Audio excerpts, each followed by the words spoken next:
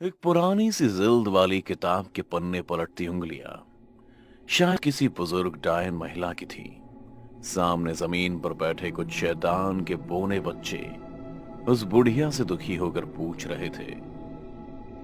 फिर आगे क्या हुआ? दोनों को जिंदा ही दफना दिया क्या? सवाल खत्म होते ही गुफा में किसी के आने की आहट सुनाई दी, जिसे सुन बच्चे और सहम गए थे और धुआं बन गायब हो गए। गुफा में शैतान आया था, जिसने गुफा में झांकते हुए बूढ़ी डायन से पूछा, आज फिर बच्चे तुम्हारे पास तो नहीं आए? शैतान की बात का बुढ़िया कोई जवाब नहीं देती और अगले ही पल शैतान खाली हाथ चला जाता है। शैतान के जाते ही सारे बच्चे एक बार फिर धुआं से वापस आ डायन के सामने खड़े थे और आगे की कहानी जानने की जिद कर रहे थे। इस पर बूढ़ी डायन बोली, बच्चों, इस कहानी का अंत मैं खुद लिखूंगी, पर अभी के लिए सब बच्चे अपने अपने घर जाओ। पाताल लोक में छोटे बच्चों का देर शाम को घूमना सुरक्षित नहीं है। बच्चे भी बूढ़ी डायन की बात मान धुआं बनकर गायब हो गए। रात अब अपने उफान पर थी। बूढ़ी डायन गुफा में उल्टी लटकी गहरी नींद में सो रही थी कि तभी किसी के जलने की बू आई। डायन की जब आंख खुली तो उसकी गुफा धूं धूं कर जल रही थी। हालत इतनी बुरी थी कि बूढ़ी डायन को बचा पाना भी नामुमकिन था। पर तभी बूढ़ी डायन अपने बुदबुदाते होठों से कुछ मंत्र पढ़ने लगी और आग अपने आप शांत हो गई। इसी दहकती आग के बीच एक शख्स बैठा हुआ था। पाताल लोक के बीचों बीच एक लड़का और एक लड़की को प्यार करने के जुर्म की सजा दी जा रही है।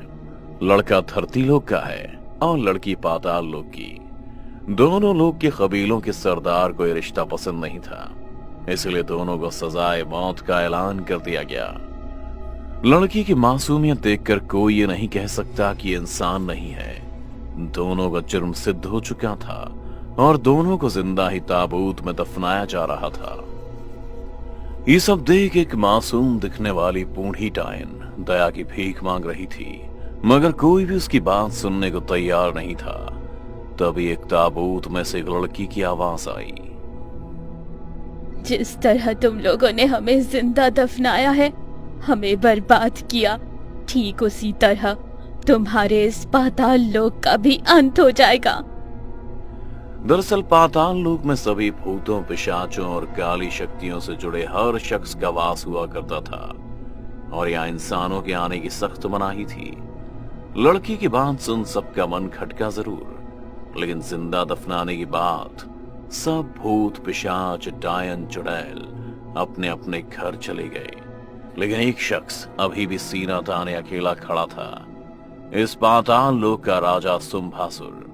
पाताल लोक के सभी भूत, प्रेत, पिशाच, दैत्य शुंभासुर के नाम से ही थर थर कांपते थे।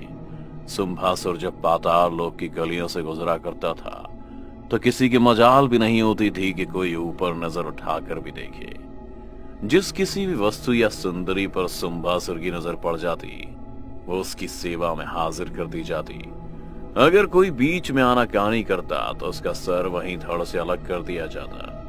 मगर अब हालात धीरे धीरे बदल रहे थे, क्योंकि इस हादसे के बाद शुंभासुर की नींद तक हराम हो चुकी थी। उसे अक्सर ऐसा लगता जैसे कोई उसकी छाती पर बैठ उसका गला दबा रहा हो, उसे तड़पा तड़पा कर जान से मारने की कोशिश कर रहा हो। रात का पहर, सारा पाताल लोक सोया हुआ है। तभी पाताल लोक की गलियों में एक शख्स शुंभासुर के राजमहल की तरफ चला रहा है। पहरेदारों की गर्दनों को रेतता हुआ दूसरे ही पल वो शख्स शुंभासुर के पास जा पहुंचता है। उसने तुरंत ही अपनी तलवार निकाल शुंभासुर की गर्दन पर रख दी। धारदार चीज को अपनी गर्दन पर महसूस कर शुंभासुर की नींद एक पल में खुल गई। इससे पहले कि शुंभासुर कुछ बोल पाता, वो शख्स शुंभासुर से पूछता है, नैना को कहां दफनाया बता, बता वरना मैं अभी तेरा सर धड़ से अलग कर दूंगा। पर शुंभासुर कुछ बोल पाता तभी दरवाजे पर सैकड़ों सैनिक दस्तक दे चुके थे, पर उस शख्स ने शुंभासुर की गर्दन दबोची और घसीटता हुआ अपने साथ दूर गुफा में उसे ले गया। इधर सारे नगर में हंगामा हो जाता है कि पाताल लोक का सरदार शुंभासुर का अपहरण हो गया है। इस एक खबर ने पूरे पाताल लोक में रह रहे सारे भूत प्रेत पिशाचों की नींद उड़ा दी थी। पूरे पाताल लोक में चप्पे चप्पे पर शुंभासुर को तलाशा जा रहा था, पर शुंभासुर इस वक्त एक गुफा में जंजीरों में जकड़ा हुआ कैद था। अपने खून से लथपथ अपनी जान की भीख मांग रहा था। तभी उस शख्स ने कहा, क्या तूने रहम किया था हम पर? क्या दोष था नैना का जिस मासूम को जिंदा दफना दिया तुम लोगों ने? उसका कसूर यही था ना कि वो पाताल लोक की वासी होते हुए भी उसने इंसान से प्यार किया था, मुझसे प्यार किया था। शुंभासुर ने पहली बार उस शख्स को गौर से देखा था और देखते ही मुस्कुराने लगा। तुच्छ इंसान की औलाद, तुझे क्या लगता है तू मुझे यहां कैद करके बच जाएगा? नहीं, इस बार मैं तुझे जिंदा नहीं दफनाऊंगा, बल्कि तेरे जिस्म से खून का एक एक कतरा निचोड़कर अपने पिशाचों को पिलाऊंगा और तेरा मांस मेरे यहां पल रहे आदमखोर को। पर एक बात बता, तू जिंदा कैसे बचा? शुंभासुर अभी बोल ही रहा था कि तभी वहां वो डायन बुढ़िया आ गई। वो इस तरह शुंभासुर को घूर कर देखती है जैसे जिंदा चबा जाएगी। मेरी लाख मिन्नतों के बाद भी मेरी फूल जैसी बच्ची नैना और इस शख्स को जिंदा दफनाने के बाद जब तेरे आदमी वहां से चले गए, तब मैंने इस आदमी की औलाद को बचाने का फैसला लिया, क्योंकि मेरी बेटी तो दफन होकर भी मर नहीं सकती, लेकिन ये इंसान, ये एक बार मर गया तो पुनः जीवित नहीं होगा। जब मैंने इसे जमीन से खोदकर बाहर निकाला तो इसकी नब्ज चल रही थी। कुछ दिनों के इलाज के बाद ये फिर से अपने पैरों पर खड़ा हो गया था और आज तेरे सामने खड़ा है, तेरी मौत बनकर। बूढ़ी डायन की बात खत्म होते ही गुफा में सैकड़ों की संख्या में सैनिक घुसे चले आए। तभी वो शख्स तुरंत ही अपनी तलवार उठा शुंभासुर की गर्दन पर रख देता है। शुंभासुर को सैनिकों के बीच से घसीटता हुआ गुफा के बाहर ले आया। गुफा से बाहर आते ही जाने सब लोग कहां गायब हो गए, किसी को पता ही नहीं चला। शुंभासुर को घसीटता हुआ वो शख्स उस दिशा की ओर आगे बढ़ ही रहा था जहां नैना को दफनाया गया था, और हर 4 कदम के बाद वो शख्स शुंभासुर से वही सवाल पूछता जो वो अब तक पूछता आया था। बता शुंभासुर, कहां दफनाया तूने मेरी नैना को? इस पर शुंभासुर हंसते हुए बोला, बहुत जल्दी है तुझे तेरी नैना से मिलने की, कहे तो फिर से तुझे जिंदा दफना दूं। शुंभासुर की हंसी सुन वो शख्स और गुस्से में आ गया था। उसने गुस्से में बूढ़ी डायन से कहा, मार क्यों नहीं देते शुंभासुर को? वैसे भी इसने दूसरों का दुख देने के अलावा किया ही क्या है? इस पर बूढ़ी डायन ने कहा, यही तो विडंबना है कि इसे मारा नहीं जा सकता। नैना कहाँ है उसका पता सिर्फ शुंभासुर ही जानता है। तभी आसमान में काले बादल छा गए, तेज गड़गड़ाहट होने लगी। ऐसा लगता मानो आसमान फट जाएगा।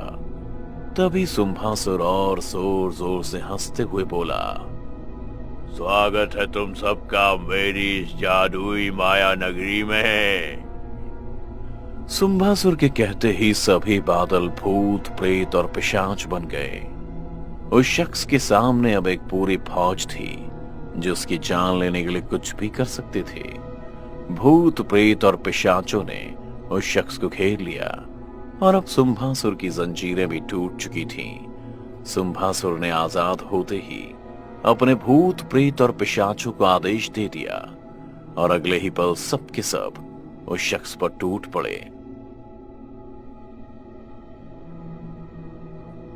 कोई उसकी गर्दन से खून चूसता तो कोई उसके पेट के मांस का लोथड़ा नोच कर ले जाता।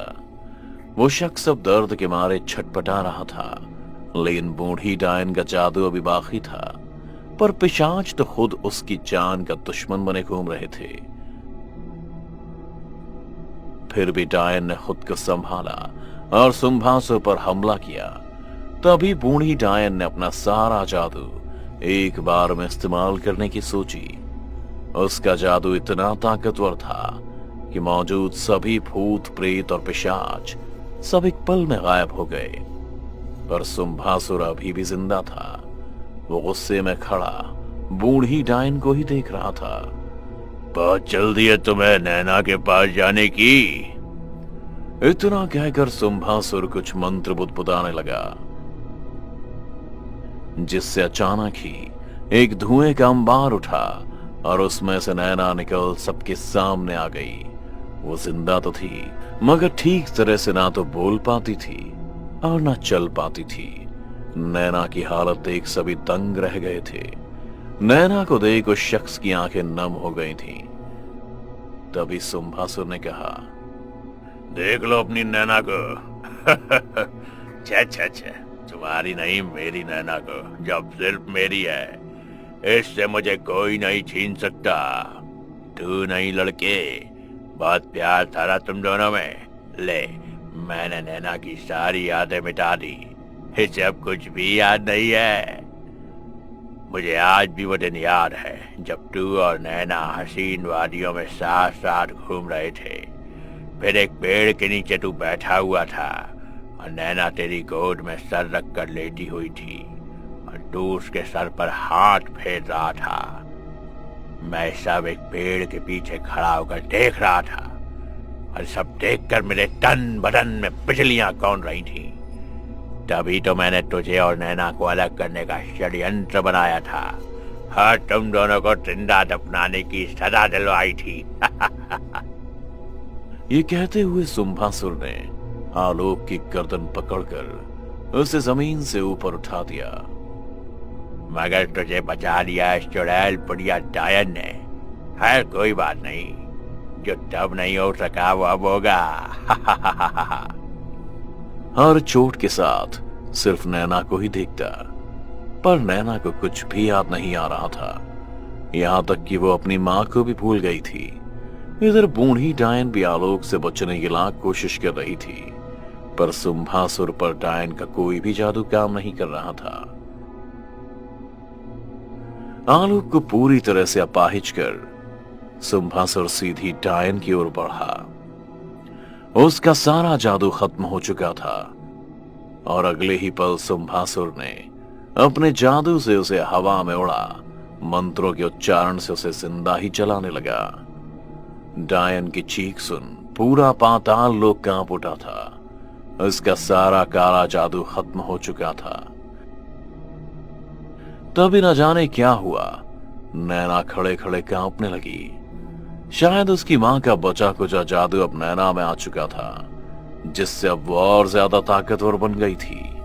उसे ये नहीं पता था कि उसका आलोक से क्या रिश्ता है, लेकिन उसकी चीख सुन नैना के दिल में दर्द उठता था। नैना ने भी अपनी आंखें बंद की और मंत्रों के उच्चारण कर सुम्भासुर को हवा में उठा बारी बारी से उसकी हड्डियां तोड़ने लगी। सुम्भासुर भी अब दर्द में चीखने लगा था। उसे भी तकलीफ होने लगी थी। नैना ने भी उसके साथ वही किया जो सुम्भासुर ने उसकी मां के साथ किया। सुम्भासुर के जिस्म की सारी हड्डियां तोड़ने के बाद नैना ने अपने मंत्रों से उसे हवा में ही जिंदा जला दिया। सुम्भासुर का जिस्म जब जल रहा था, तब उसमें हजारों प्रेत और जिन्न की आत्माएं निकल रही थीं, जिनको काबू में कर वो अपनी शक्तियों को बढ़ाया करता था। इस हादसे के बाद आलोक कभी भी ठीक नहीं हो पाया। वो हमेशा हमेशा के लिए अपाहिज हो चुका था और नैना को भी कभी कुछ याद नहीं आया। पर आज भी दोनों एक दूसरे के साथ रहते हैं, सिर्फ इस भरोसे पे कि दोनों एक दूसरे के लिए ही बने हैं। तो बस इतनी सी ये कहानी। दोस्तों, हमारे रिश्तों में भी कुछ पल की दूरियां आ जाती हैं, पर इसका मतलब ये नहीं कि हम रिश्ता ही खत्म कर दें। आज की हमारी कहानी में सब कुछ खत्म होने के बाद आलोक और नैना दोनों ने अपने रिश्ते को भरोसा और वक्त दिया। तो अगर आप भी इस कहानी के नैना और आलोक हैं तो हमारी वीडियो को लाइक करें और ज्यादा से ज्यादा शेयर करें।